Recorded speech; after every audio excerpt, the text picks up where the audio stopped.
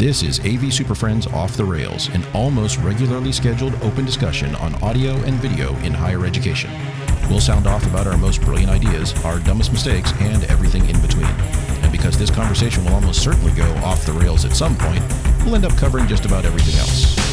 And now, the AV SuperFriends. For April 9th, 2021, it's the AV SuperFriends Off the Rails. Welcome back, everybody. Time for another Friday afternoon podcast adventure with the AV SuperFriends. My name's Chris Dector. I'm joined by Larry, Justin, Jamie, and Mark. And we are going to hammer out an age-old question on whether or not higher ed AV is actually professional AV. We do a lot of age-old questions on this show. We do. Yeah, I need a better intro. The answer is yes. That's our show. Thanks for joining us. So, no, we want to go over that. There's some different facets of the of that question and how to approach it. But before we get there, I went on the internet this week. Oh God! And I found this. So there's an article floating around which has a photo of a recent installation at, as it's labeled, a prestigious university in New York. No names, because we don't know. But that's how you know it's good. Yeah. That's how you know it's a good school. You school. don't need a name. If you have to ask, you can't afford it. That's even how it's referred to in the article. We won't name it, but it's prestigious. I suspect they didn't get clearance from the university for it. But they're just talking about kind of their Zoom room deployments they've been doing and, to address hybrid learning and things like that. And that's fine. But the photo that they share in this is, it's interesting. Paint us a picture, Chris. Paint us a picture of this photo, this? because I think, this is a good one. All right, so I'll put a link to this in the show notes. But does anyone want to take a run at describing what this thing is? Let's see if we can do this. All right, so it is picture a ceiling. You're looking at a gypsum ceiling, okay, and it's got the old school extendable PTZ camera mount with the pipe, right? So it had the pipe, and then you just twisted the bottom, and the next pipe comes down. Right? No, not even plumbing. I think it's smaller. Not a plumbing pipe. No, it's much smaller than that. Yeah. Now we used to have a few of them, but I mean they're old school PTZ ceiling camera mounts. And then it has the quarter 20 on a ball head, and then on that quarter 20 is like one of those adjustable like cell phone clips you'd find in your car, with the little spring loaded holder that wraps around. Should we name the anyway? It's an MXL. Yeah. The MXL or Marshall MXL. Boundary microphone that's Dante enabled. So instead of a cell phone in this little expandable clip, it's this boundary microphone, and it's hanging from the ceiling. And they have 12 of them, 2 pointed towards the instructor's area, and 10 of them all over the student seating area. And these are those flat, desktop. The Shure SM90 comes to mind if people boundary microphone is the key. It's a boundary microphone, but it's a boundary microphone on the ceiling, but not even on the ceiling. It's hanging suspended near the ceiling, right? Which like a choir mic. That's not even made anymore, guys. But I've it defeats the entire something. purpose of a boundary mic. That's not how boundary mics work. It needs that flat surface. Something. Did you install I did this, this Chris? before? I did this. This was back in our SimMan lab for nursing. And this was in 2015. I looked it up the other day. And what we did is we basically built this with a standard boundary mic. And then we put a plexiglass shield that was 3 foot wide. That's different. And now it worked. But Justin, that's that the was point. my only option. But you have to put a boundary shield behind the mic. Yes. Hence the boundary, right, guys? Yeah, because I've used them for stages, right? I've used them, and these things were great if you drop them in the hole of a kick drum. But not like this. They don't typically work well like this, and they were really promoting and it was a third-party integrator, right? It wasn't just the school. The third-party integrator is like, look what we did. This is awesome. You should do this because all these Dante channels go directly into Zoom rooms, and it pulls it out, and you have all this. And this was the kicker that I loved. Each microphone has a headphone out, so you can use that as a local reinforcement. It's hung from the ceiling. But they are using the headphone out. They did not say whether they were taking it to a box that would convert it to like balance to run it back to the rack. But the article says they are using the headphone out. It just, they're taking the Well, they're taking the headphone out. They're running it. It gets better. They're running it to the projector, which has the loop audio out to feed the amplified speakers in the ceiling. Amplifier. So it's my it just biggest seems problem really kludged this- together, and it just is embarrassing as a higher ed institution that this is what's being rolled out there as awesome. Well, it's not embarrassing to the higher ed institution. I mean, It's a we've prestigious all seen institution, something remember. Well, yeah, they took the as name off embarrassing of it. like this on our campuses. Maybe we done it, maybe we not. Here's the biggest problem with all of this. They think it's a good solution to put in a magazine, right? I think you're right. I think we've 'cause all this is seen in a this magazine. happen. This is this is look in at a this. magazine. Like I've seen this crap on our campus. We didn't put it in. It's like, well, who the hell thought of that? No, And then we you all flip have a it through couple of rooms that we're like, magazine we and it's don't want to well, show here, people it's a those showcase rooms. piece. If they're coming to shoot we don't, pictures, no, let's those not are go in the in there. back corner. well, like, and Justin, no. you're right. These are usually the rooms you get called into because they complain about Yeah. something, and you look at it and you go, "What is What the this? hell? Yeah. This Mark, is do you a remember that department space that they did on their own. Mark, do you remember that series of adapters we found down in the? I think it was in the basketball locker room. Yes. That had like every possible, All of it. like composite video to VGA, no, composite to component to VGA, VGA to. Was it straight to HDMI or was there another one in there? I mean, the DVI I'm sure was in there there. was some, But it was like six S of them video or stacked something in together. there as well. Yeah. And that was their solution to get like, their VCR or whatever into like their stereo system. And the thing is, it worked, which was surprising. But it's like, who did this? And it's like, that's the sort of stuff you do at the last minute with the stuff you have in your kit because the event's starting in 10 minutes. Yeah. You don't It's do called that live and then events. leave.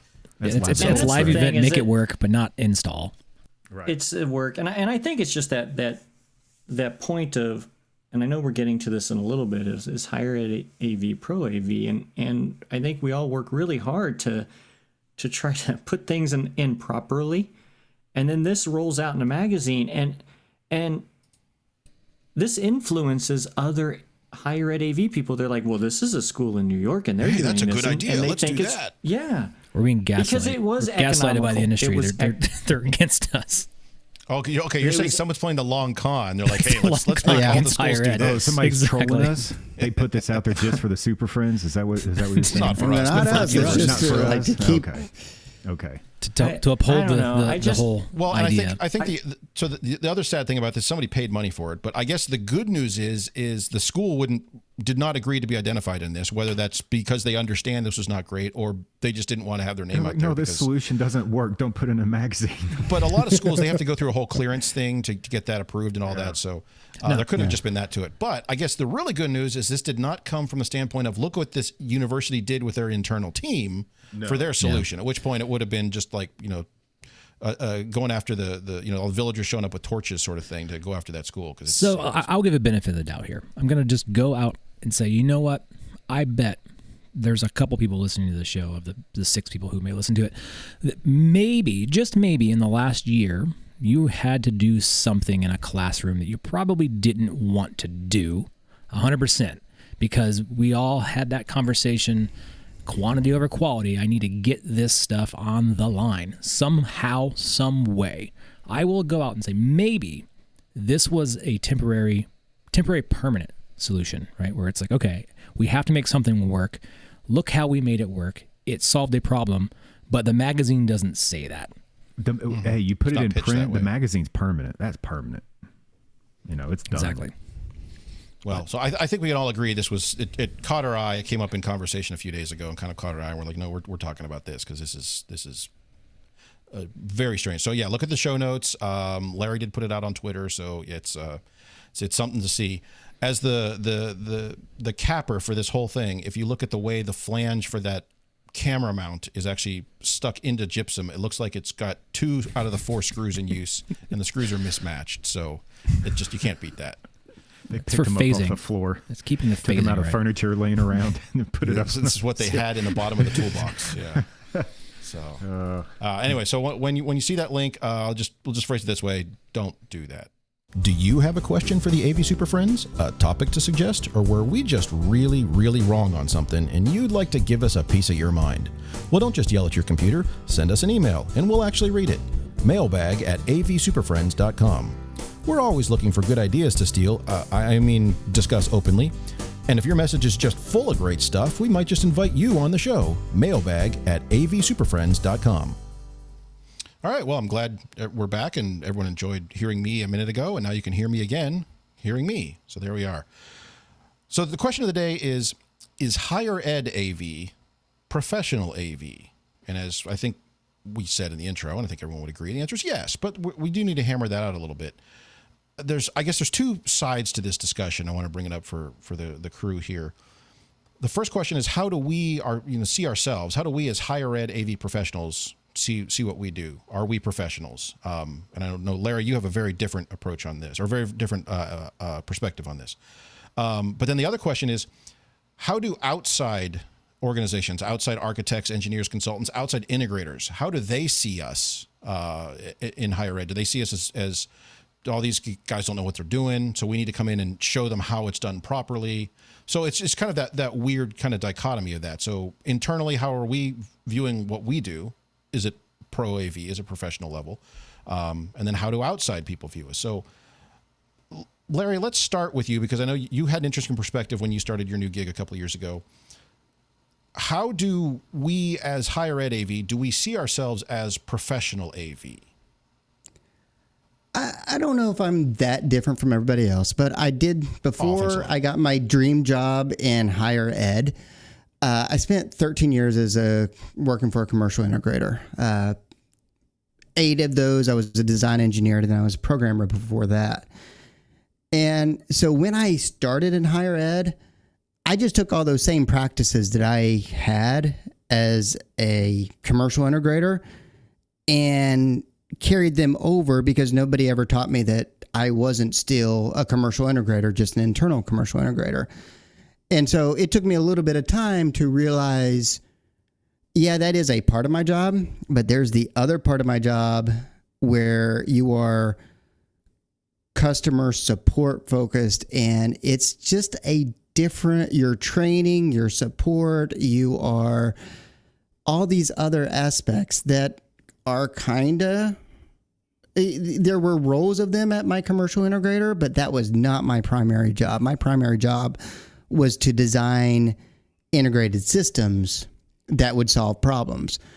And I've just kind of noticed now that I've been at 3 different schools, and all the schools have acted slightly different, that in some places they are commercial integrators in-house. Like, it works like that. In other places, their culture is such that they come from the support side, or they come from the IT side, and there does seem to be a little bit of a larger gap between what commercial integrators do and how they see themselves. And it's usually not the entire department, it's little here, little there. And as I'm traveling around and visiting with other schools, I'm seeing the same thing, that there is a culture thing. And I still think they view themselves as commercial integrators, and they're still really, really good at their aspects of their job, but it just might not be the same way that commercial integrators view themselves,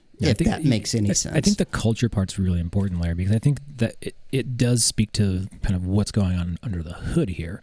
Like, I find myself being more of like a high-level needs analysis person, right? And I do a lot of technology integration and design, but at the end of the day, I have relationships with instructors and teaching professionals on this university, and they operate in our standard rooms, right? And so I'm kind of curating those, and they have expectations of how they're going to operate for instruction.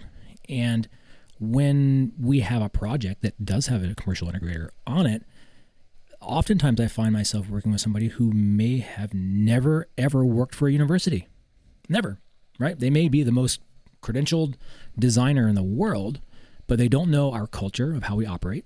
And a lot of times I'm giving solutions, or at least suggested solutions, that I would say are not even professional level suggestions based on what we have in-house as standards. And it's a conversation. I get it. Nothing's ever like end all be all. Here it is forever and always. But I find myself having to prove more often than not that we know what it is that we're actually doing, and before they'll ever even listen to what we're saying. And so I try to go out and do a lot of really high quality needs analysis, take that summary of what's needed for functionality, and then have those conversations when I have to work with an integrator. But a lot of times it's met with kind of resistance. Well, you work at a university, you're not professional. And it's an interesting kind of question. Why is that the assumption, and where does that come from? And maybe that first segment we did feeds into that, like that whole outcome. Yeah, here's what I think. That's kind of the way I feel about my job at the university. And this may not be an AV thing. This may just be because you work for the university. I think there's a lot of perceptions and assumptions out there that, it's that whole thing of, well, if you teach math and you're not going to do math professionally, right? If you teach economics, you're not a true economist or whatever. Oh, you're the whole economist. Economist.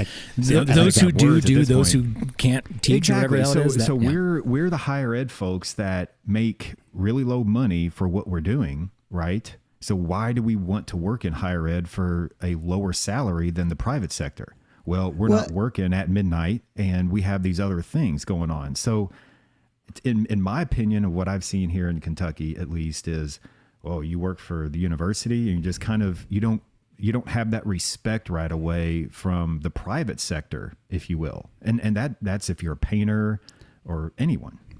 Well, in all honesty, the commercial integrators have a broader scope of projects they get the opportunity to work on in most cases. And so doesn't mean they you're better, do get though. more. That's true. Doesn't mean they're better, but it does give you more opportunities to be exposed to different solutions. And so from that aspect, I do see it. I kind of have to go out of my way to make sure I'm keeping up to date on solutions and projects that I don't get to see that much anymore, based upon where I'm at. I mean, I'll probably only put one direct view LED wall in the next 2 years, but if I was still at my old company, I would have already done 3 or 4 working with different manufacturers this year alone. And so it's one of those things that exposure, I think, takes a little bit of there is some validity to, we get in our niche, we get it in what we do,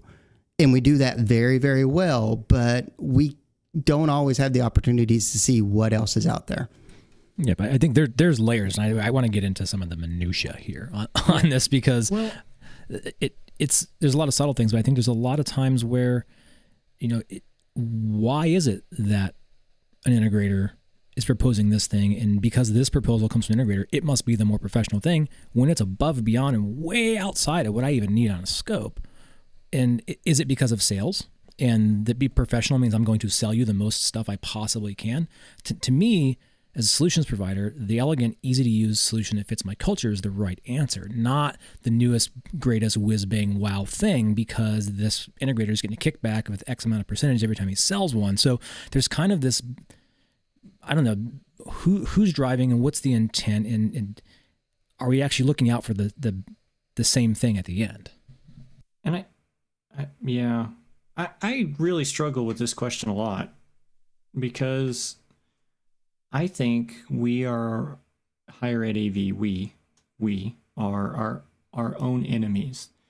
There are too many education institutions that we just basically made fun of one. Now, granted, that was from an integrator, but still, we just made fun of somebody's solution. Someone at that institution signed off on it. It's prestigious. Yeah, and we do that frequently, or we go to places or we talk to integrators. So I think we're our own worst enemy as an industry, at higher ed AV in-house people as an industry. We're our own worst enemies, because too many times we're cutting corners. Too many times we're deploying things that aren't correct, or correct is a loose term, and we Best almost practice. embarrass ourselves. And I think the integrators, because 60% of the time they are dealing with folks who probably don't have a good grasp on this industry, that when they run up against somebody that's equal to, they first reaction is they're intimidated, like, oh, how dare you tell me to do my job? And over the years, I've worked, and you guys, I'm sure the same way, I've worked so hard that every time I go to a training, or every time I go to a road show, or every time we do one of these podcasts, that I've worked so hard to get by, to tell these folks that, hey, look, don't treat me like a moron. I know when I'm wrong, and I'll admit it. but let's get together on this. And to market, I think they just throw out things, right? And a lot of these things are sales based. I think some of these things are based upon what they've had success with in the past. And it's cookie cutter. We do this too, right? Even in house, we do this. It's cookie cutter. I've already done 17,000 of these for K-State, and it was good enough for them, so it's good enough for you at UMKC. Like, well, no, it's not, because we're not K-State. But it's already in the plans. It's money. It's easy sign off, and it technically meets all of the scope of work check boxes. Yeah. Technically. It's kind of like I was griping not too long ago about somebody. They were proposing the Crestron Zoom kit for us. We don't use Crestron. And we looked at them and said, what? Why would you do that? That's not what we do.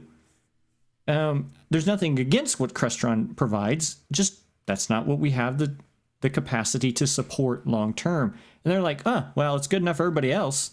Like, wait a minute.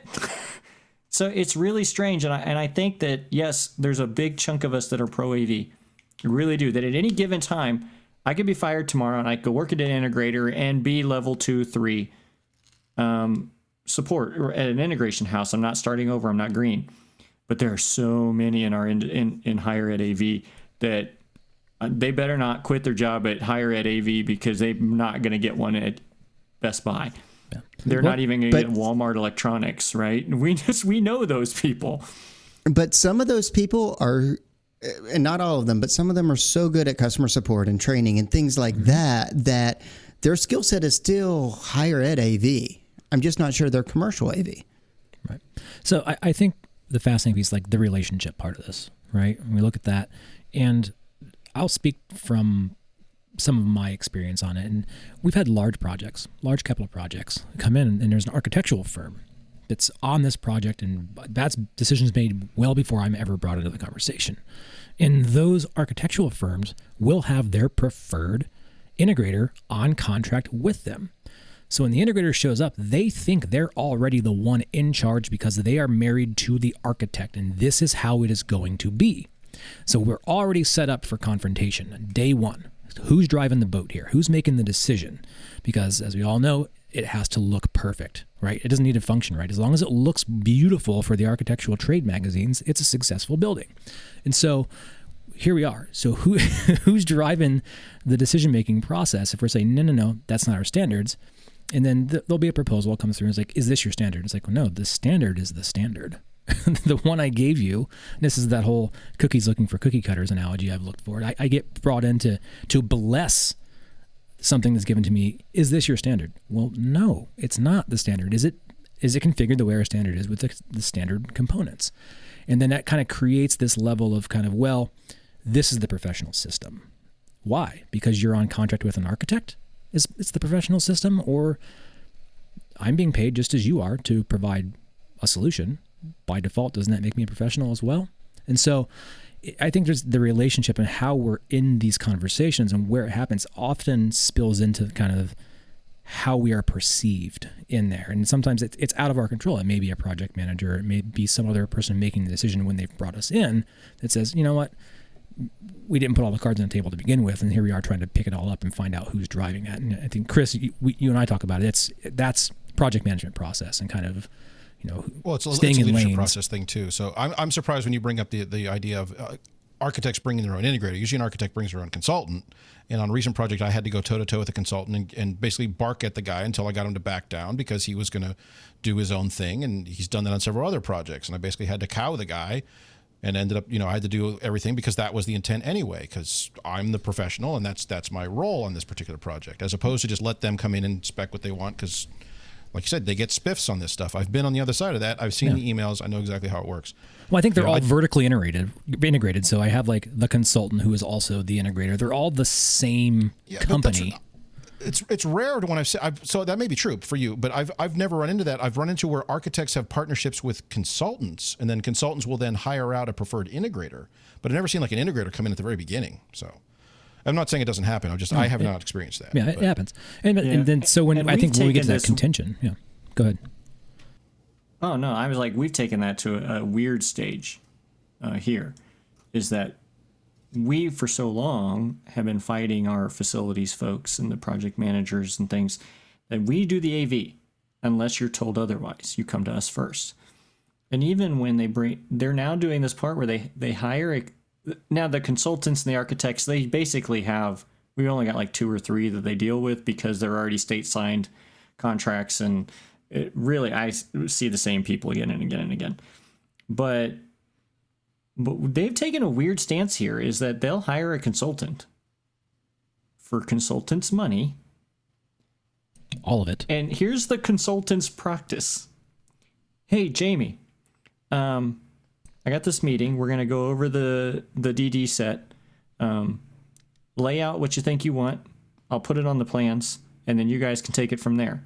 Oh, so you're doing his job. Yeah. Exactly. That's Yeah, good. so That's where I was going to go next. Yeah.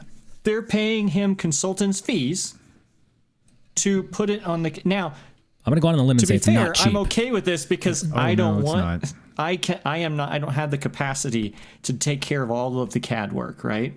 And so the fact that he's putting it all on paper and submitting it to the architects, and he's keeping up his stamp, because I don't have a stamp, he's keeping his stamp to sign off on this. But I do all the work. I do all the design. I tell him where to put his little marks. And we go to the university at times and we're like, he doesn't even commission it, right? He's just doing CAD work at this point. He's just that's doing CAD work. hilarious. Well, not even that. Someone in his offices. He's not. Yeah, well, I don't take the orders to the engineers. I have people who do that. Yeah, and that's kind of how we solved our just problem. really, We had a that's similar... just where we've gone with it. And I like it because I don't have to I don't like CAD work. I just don't. I think it's boring and tedious. I like all the other stuff, right? Yeah. So I'm okay with it for now until they start trying to take my job away, right? But it is just strange because we all have these different little silos. But I think because I have a reputation in Kansas City market's not huge, let's face it, that a lot of the integrators know who I am, and I don't have to fight these fights anymore. They just know, right? Every now and then I get a new sales guy that rolls into town, and I have to break them in. But I've been lucky lately, but I think I'm the minority. So I think we built our football stadium back in 2008, and they hired a consultant, the facilities people, kind of like what y'all are describing, what you're fighting with. And they brought the AV plans to us, and we went over them as a department. We threw them out, and I designed in AutoCAD the new set of plans and sent them back. Ever since that point, we haven't had one consultant step foot on our campus to try and do anything with AV through architects, through any means, ever since then. So that might have been just the point of, oh, well, we just wasted $15,000 to $20,000, which is, I think, what we paid this consultant to design everything over a coax That's system. low. If that's all you paid, that's low. For a football stadium. Yeah, So- especially for a Oh, football that's stadium. super low for a stadium. So yeah, That's crazy. That was all thrown out. So going back to that though, Jamie, you said, they're doing all the CAD work, which is cool because like you, I don't like having to just do that. But here's a scenario that I often run into, and you guys can chime in if you've had similar things. I'll go as far as calling out all my termination type, my cable type, everything. Here it is, A to B. Here, this is what I want. I'll mark it up, redline things, send it back, and then what happens? 2 weeks later, I get it. Here, review this. Tell me if it's right. I review it, and I get into it. I'm like, well, no, it's not. Did you digest any of the stuff that I gave you? You should know damn well that 15 Cat5 cables are not going to fit in a 1/2-inch conduit, right? So who's the professional here? The person who's doing that? Like there are standards used. So more often than not, I feel like we're just going to put this forward, and if you sign off on it, then you're going to get what's in this design. It's like, should we be on the same team here? Shouldn't we be looking out for each other's best interest on this? Not, you approved it, it's wrong, it's on you. Like, because that's often how it comes across. Mark, just out of curiosity, Yeah. when you get those emails, you reply back is it just like you and the consultant going back and forth on the details? No. It's everybody. Everybody's CC on it. If you have the whole project team on there, it's visible, and so you give them shit. The to everybody. 17 million CCs. Yeah. I think that. Do it. But I think that is the crux of this, is that because we're in how even I had a coworker that used to refer to it as the suitcase syndrome, right? And in university, they're wrought with this problem, is they have more experience and knowledge than almost any institution in the city, right? Engineering, architecture, AV, networking, they have everything, right? And the guy that comes in off the street with a briefcase, or lady, they're automatically put at a higher tier. They're the outside expert. They're not employed. Mm-hmm. And and that's what my coworker said. He's at Disney and NBC, and he said it didn't matter the fact that they gave us millions of dollars in salaries and equipment and professional development. It had no matter, because obviously this person doesn't work here, so they're smarter than you.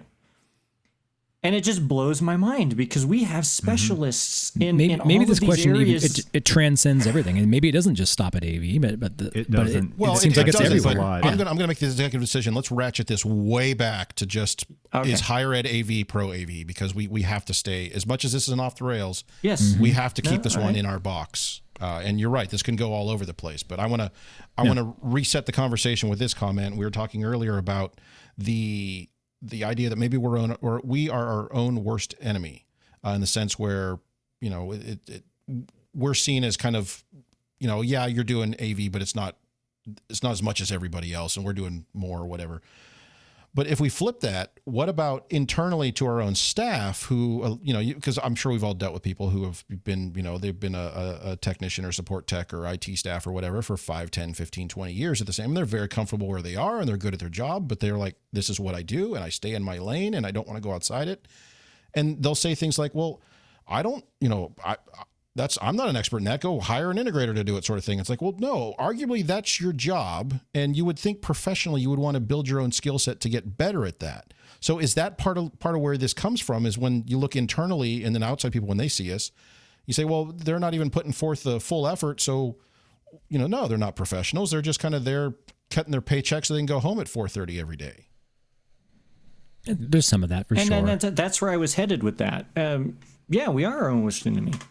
I mean, I can't tell you how many times that I've gone in behind our technicians and thrown a rack open and been like, what are you doing? Wired with a shovel. Just because, you guys have no excuse to not be doing this job correctly. No excuse. You have all the time in the world. Not the pressure. Nobody's going to fire you, which is unfortunate probably in most cases. But how does this rack not look good? And if it doesn't work, you're going to be the one fixing it. So they're going to be the ones who have to go in there and work on it. So you have to fix it. This is your baby. I mean, people are going to complain to you, and they don't own that, right? And then it's embarrassing because integrators come in and they're like, "Oh, look at these higher ed nerds. They couldn't do this." And you're like, "But we can. We just didn't." And I think we shoot ourselves in the foot a lot. Resource problems and that's execution and attention to detail. And we're always crushed. We get it, But I will say that I would say the team that we have in house, I would bet dollars to donuts could outperform and install more high level systems than an outside integrator firm could any day of the week, person to person, just getting it done and getting it done the way that it is an acceptable, deliverable solution at scale, and certainly at a lower cost. Yeah, someone earlier, I can't remember who said it, but said that, often when they go to an outside integrator, it's because they're getting a level of expertise on, and Larry, it was you were talking about. They've seen different types of systems and products out there, so they have a wider appreciation for different types of systems and just kind of a wider skill set that they bring. But at the same time, I've seen departments who go out and hire their integrators, without us knowing, and then we find out later because it's the inevitable 3 weeks later and they call us in. And you look at it and you go, what the heck is this? Not only did they pay money for it, but it's like not wired correctly, not landing grounds on things. So it's just very basic stuff that it's like not getting done. And I'm like, and so you're right. There are integrators out there, and there are people at every integration firm who do a fantastic job, and they have a much wider skill set than many of us. But there's also those, hey, send out the tier 2 guys who just roll a truck and bang stuff out, and it just looks terrible. So, well, I think where this falls down, and again, off the rails, this is off topic, is the commercial integrators might have the engineer that gets to see those larger projects, and he might have a very wide base of knowledge, but because we don't pay very well, we're not getting him on our site. We're getting subcontractors who don't land grounds and don't do anything else, and they're not paying to have the engineer on site to check that. And so it's now up to us to go back and make sure it's installed correctly. We The usually intent get was the good. C&D staff, right? And it's been a big problem up here where they'll send a guy that's about to retire with a guy they just hired. And you're like, holy crap. And it's Well, a think training of it as opportunity. one person right in the prime of their career. Yeah, one person is like, Yeah, screw one good it, spine I to don't care. use. I'm leaving tomorrow forever and I'm going fishing. The other guy's like, I have no idea what I'm doing. What's a terminal strip kind of thing? And they're training on your dime. And it's like, what the hell? Well, that's apprenticeship. But I guess is that because they see higher ed as like, hey, it's easy pickings, it's low hanging fruit. Just send the C team out there, bang this thing out. They don't know any better, and we can get away with it and still charge them the same amount.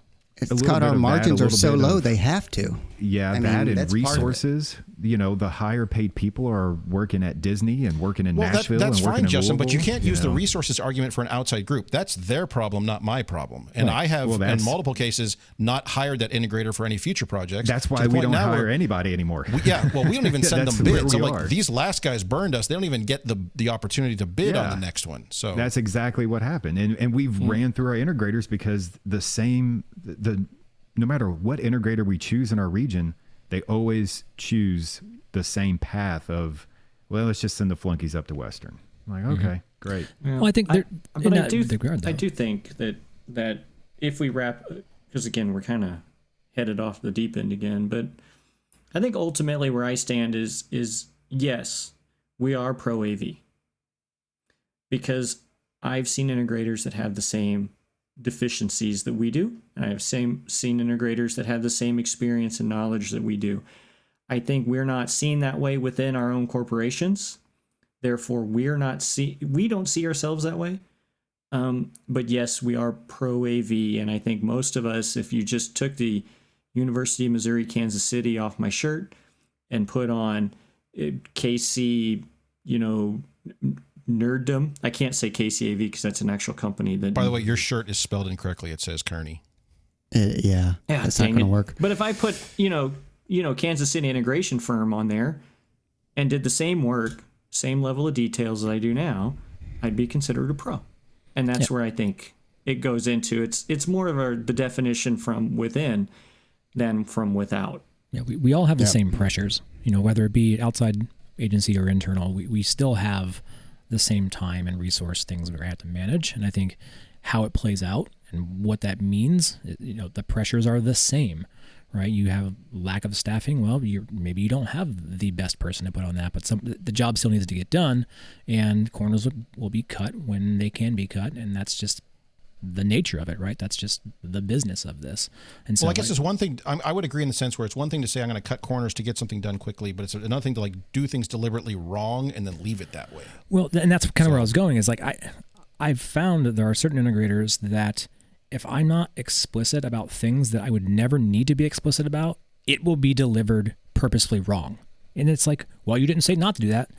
Because I assumed that you use best practices. Why are you taking the out all the time? Why do you do it the way that you know it is intended to be, not the cheapest way because you ultimately can put a couple more quarters in your back pocket? Or the ever popular, I had to drive from the office an hour away, so I'm not going to be there until 10 in the morning. And then, I got to leave by 3 in order to get stuff back and put things away. And, well, that's a full day. So we're only here 5 days, but we only got, 60% of the project done. We'll have to do the rest in a couple of weeks. And Overtime. your We have to schedule charge is us- not we have to my charge you problem. overtime on I'm this now. paying Yeah. you for the total project, not for your commute time or however you want to handle it. That's up to you. And so I think because burned by the that, outside agencies they have to monetize every little thing constantly. And so that creates pressures somewhere that gets exposed to the project, right? Whether it be zip ties cut at super weird angles that cut the shit out of you every time you put your hand on a rack. 45 degrees, that's the way to do Or it. I have this 200-foot cable wound up that's only needing to go 2 feet because that's what I had on the truck. And so it all kind of trickles down to this deliverable that inside looking out, it's like, well, shit, that doesn't look very professional.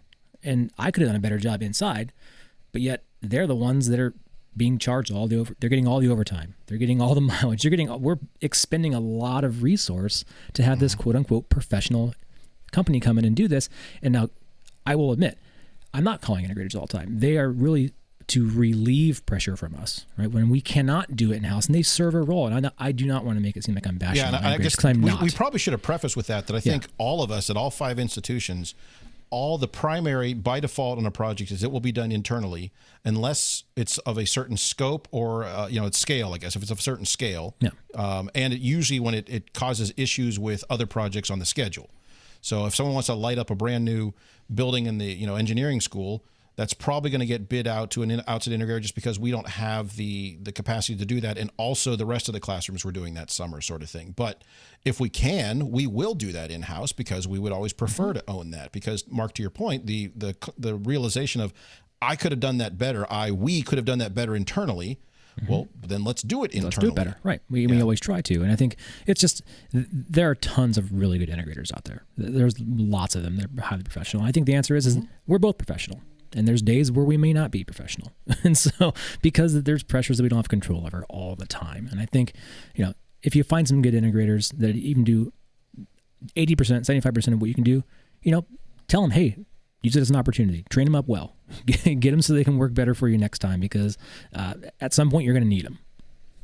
So let me raise this question then. Let's turn our lens internally in the sense where we want to look at higher ed, but from a higher ed's perspective.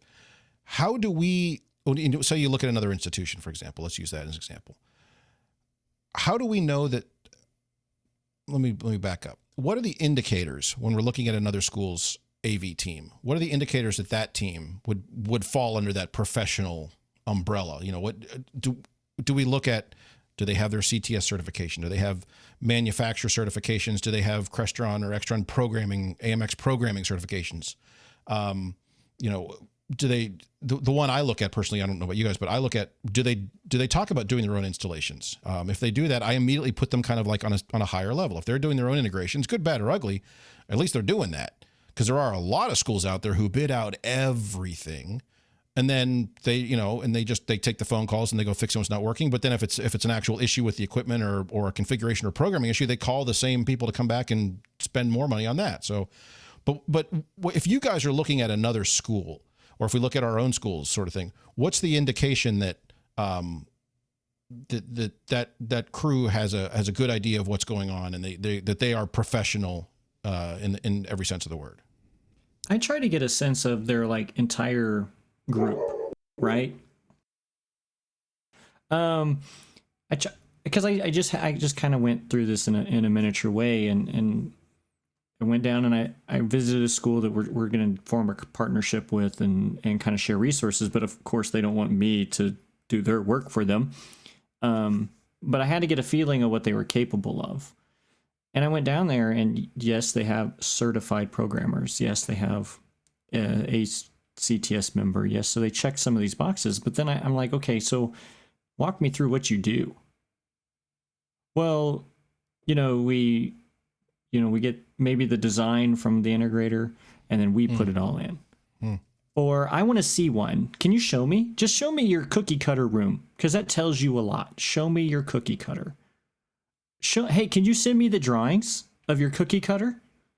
Can you send me I don't even have to go there. Send me the drawings and send me the programming file. Right? That tells me a lot. That tells me, okay. And maybe my measuring stick is off kilter, but I hear a lot of we install our own, and then you go and it is the 500-foot copper HDMI cable that's as big around as a fire hose that they've got dangling out of the ceiling, right? And you're like, that well, isn't plenum. Yeah, we installed that, right? With the 100-foot orange Walmart extension cord. So I try to ask those kind of questions to gauge them as a whole, because there's going to be a person who has a good grasp on things, but how does their whole organization work?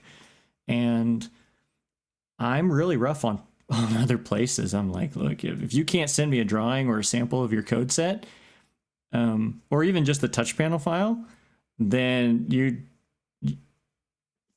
you're not quite there yet. Yeah, do you even own that stuff? That's horrible to say. That's horrible to say, but because I do it, and that's what I expect you to be able to do.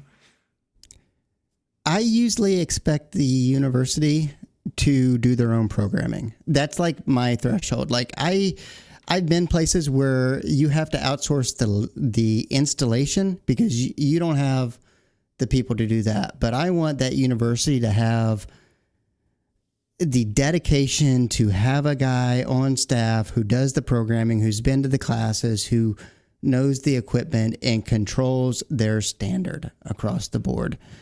And if they have guys on staff that do their own programming, to me, that means they have their own internal integration department. Yeah, I mean, it's a holistic approach, right? And even to those universities that have a ton of money, that have about 50,000 students working for them, you know, we're all kind of a little jelly about those universities because everybody's life's a little easier. But, you know, when you think about it, the people who started that were able to get buy-in from the university to fund those positions. And that says something, too, about, you know, yeah, they have money laying around, but they could have done something else with it. But they saw it as important to invest into their own internal AV team. So, you know, it's a conversation. You know, I didn't know that Oregon State knew anything about AV before I met y'all. And here I met Mark, and then kind of same with Larry and Jamie and Chris. And, you know, we all kind of meet people at Infocom and have those conversations. And you start to get a feel for what people can do and what they can't do pretty quickly. We fooled you again. Ha ha. So I think dealing with right. there's some baseline trick. Stuff that, you know, like looking for CTS, right? Like at least if I know there's another school and you can have a conversation with someone. Yeah, we can at least have a common language and at least start somewhere. And simple things like that. There's some accreditation that speaks, and then, you know, look for those folks, because at least you know that they know what the VGA cable is. Well, and so I guess then, how do you then? I'm trying to think out the best way to phrase this. If there's certain indicators, they do their own internal programming, they have certifications, you know, Justin, like you said, you have a conversation with someone, you can figure that out because you don't know until you can talk to them. But if you're looking from the outside in sort of thing, I think that's the way a lot of people look at higher ed. You know, a bunch of just people running around with, you know, pushing carts. You know, that was the old model from 20 years, 30 years ago, was just pushing carts for the media center at the library sort of thing. And I think a lot of people still have that impression. Unfortunately, there's a lot of schools who still live up to that impression. But what about if you look at like leadership levels or look at the way things are structured? I mean, are there indications there? I know for me anyway, I could, I find it weird. Let me just back up here. I find it weird that the conversation keeps coming up that people ask, is AV part of IT? I'm like, look, I've been working in AV and AV departments at universities and professionally for over 15 years. And in every single case, it's been part of the IT department. It's never not been part of the IT department. Now, I know there's a lot of places out there, a lot of schools that still do. It's run out of the library. It's run out of, you know, the media services. It's run out of the TV production crew or something. But so to me, that's another indicator that they may be professionals in their field, but I don't know if they would get classified as what I would consider a modern AV professional. And this may be completely off topic, not off topic, but completely unreasonable for me to think that. But if I see that, it seems like, well, then maybe they're at a different level, or they're doing something different. So I don't know, do you guys see it the same way, or am I just way off base here? I kind of see it as I feel bad for people that don't have a central AV department, that don't have central IT. There's tons of schools out there that have to deal with all the politics regarding that, right? They don't have AV problems, they have politic problems. So that does get in the way. But you know, for WKU, there was a time recently where, you know, people were worried about, is IT going to get outsourced? What happens with the AV department? Could we move somewhere else just because IT gets outsourced? So there could be numerous reasons why AV may not work for IT, but it does make sense for AV to be under the IT umbrella. Oh, it's certainly IT. I don't think we're so past it. If you're not, you will be. Get ready. Yeah. So I just find it weird that topic keeps coming back up, and I'm like, why? Yeah. Yeah, if you're not under the IT department, you're behind the times at this point, and you're not doing things correctly. Yeah, but I think that's that definition of, people say, you know, IT is, some people say it's networking, some people say it's telecom, some people say it's computer support. It's such a ubiquitous term that I'm with you. I think just throw it out, because we're trying to define IT. And shoot, our university goes through painstakingly horrible things so that we're not called IT. They don't want to be called IT anywhere. Period. You guys do. It's just I run into that. But there's just places where like it's such a misnomer. So yeah, you're right. There's kind of a stigma to IT, but I think you're right. You should lean into it, not try to shy away from it. So. Yeah, I don't really look at the organization structure because you know as well as I do that like if we get shuffled around all the time, names, responsibilities, and things. And sure. I know there's a couple of crews, and you know Mark borderlines on this a little bit, where really is the broadcasting people are their AV people. Right, but they're not within the information services, right? Because they're the broadcasters, but they are the AV people, even though they're doing all the same I'll stuff. let Mark speak to this. I'll speak for him though. But in Mark's case, they are part of IT, so that Yeah, production team. that's why I said he's. That's where I say he's like that in the middle there. But I think he's got the new both. model. Yeah, but I know lots of guys that most of their AV needs run through the broadcast center because. It's a lot That's of the way it's it's the always same. been. Yeah. And So- and you know, they just haven't been pushed that way yet, but sooner or later somebody's going to pencil it in and organizational shuffle, but our departments are so jacked up anyway that like universally at universities who knows who's reporting where? Who really knows? Tomorrow I could be reporting to athletics. I don't know. This happens all the time.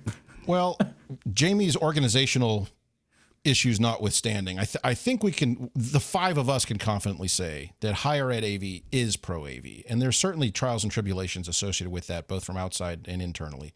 I would think internally, I guess I will just wrap this up by saying internally, if you have staff or you have staff that you think are not being professional, that's a training opportunity. That's a cultural training opportunity to kind of elevate their skill set.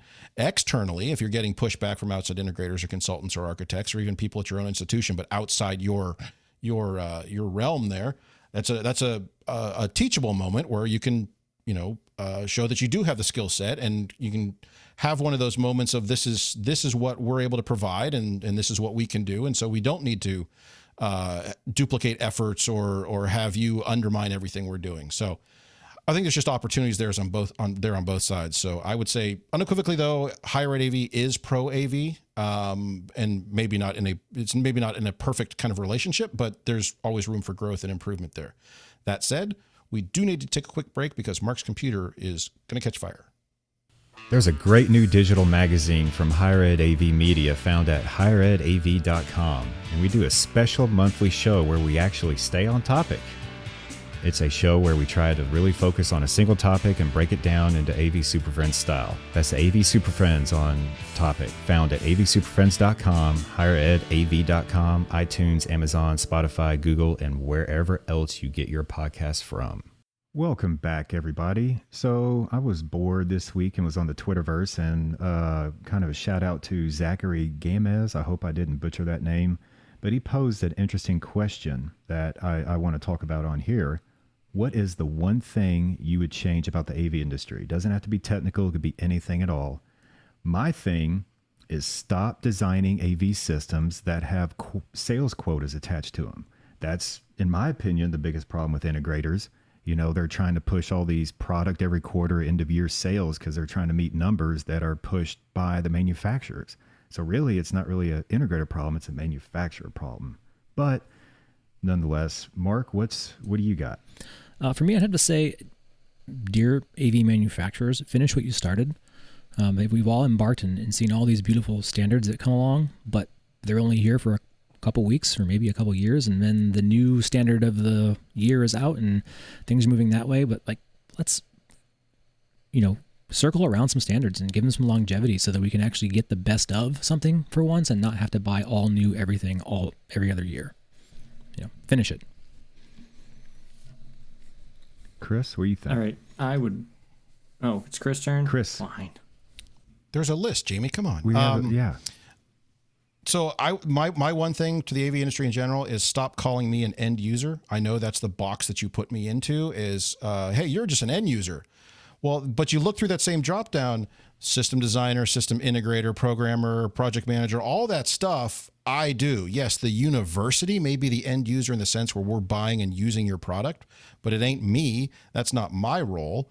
And I would argue my role is anything but the end user in that sense. So stop using that term. It's a little aggravating. We got Jamie. Now it's your turn. Go ahead, Jamie. Sorry, I didn't look at the list. That's all right. Anyway, I would like to stop being charged twice for something I've already owned. Oh. Right?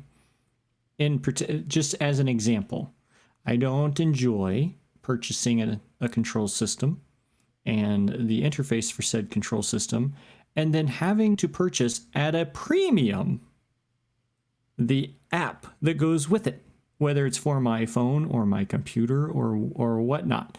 If I've already spent 10 grand on your thing, I think the development of the app is included in that 10 grand. Stop charging me $100 so I can continue to use my piece of gear. So just come on. We don't need to nickel and dime every advance. I like it. Larry, what do you got?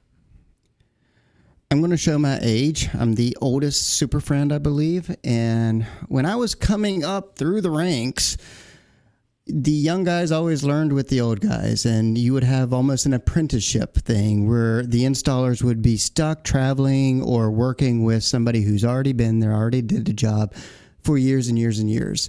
And I know that's a more expensive model, but you get so much better end results from all the companies. I just wish we could just stop our pricing right now and just reset back to that model where we would pay to train but get better quality work out of it. I like it. Larry, do you mean internally, like even just at the university, kind of partner people up with an apprentice sort of thing? That's a cool role. Everywhere. You end up paying like a person and a half to do a job that would only take a person. But that's a great next time the other person knows how to do it. I was thinking about, proposing that where engineering would shadow support and support shadows engineering. So, we can learn what support's dealing with, obviously, if we're not collecting metrics. Yeah, I think that's common in the sense where you find a lot of times you have people who are support staff who then go on help with installs and help do some engineering. That's huge. There's teachable moments there. So that's cool. Well, there we go. That's our the things we'd change. These are the 5 only things that we would change. This is it. If we change these 5 things, we're happy. There's nothing else that needs to be changed, and we would be very content. And perfect. We'd be perfect. Solve all Why would we do problems. more? Everything would be perfect. So it'd be nice. We all be professionals. Hey, we're professionals. Yeah, exactly. Why not? Then we'd be professionals in with Pro an AV. apprentice. Oh, then damn, we're in Pro AV. Pro AV is the way to go. Higher Ed AV is Pro AV. So we'll catch you next time, folks. Later.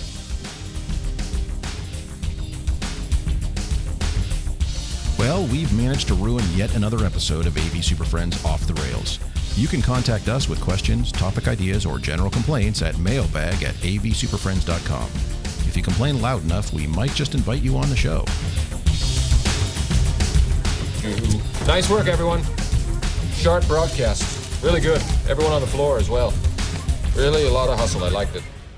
The opinions expressed by the AV Super Friends are solely those of the individuals and do not represent their respective institutions, organizations, companies, or clients.